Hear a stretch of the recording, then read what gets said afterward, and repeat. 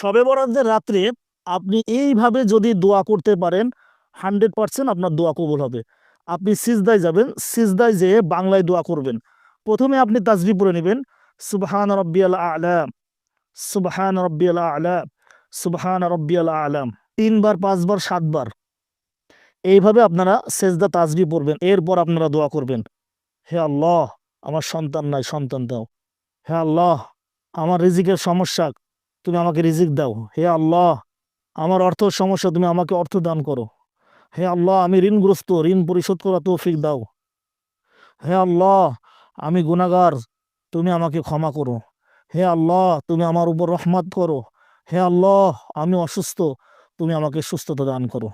এইভাবে আপনি সিজদায় যেয়ে বাংলায় নিয়ত করবেন। শবে বরাতের রাত্রে যখন আপনি নামাজ আদায় করবেন, প্রত্যেক রাকাতে আপনি এইভাবে বাংলায় নিয়ত করতে পারেন।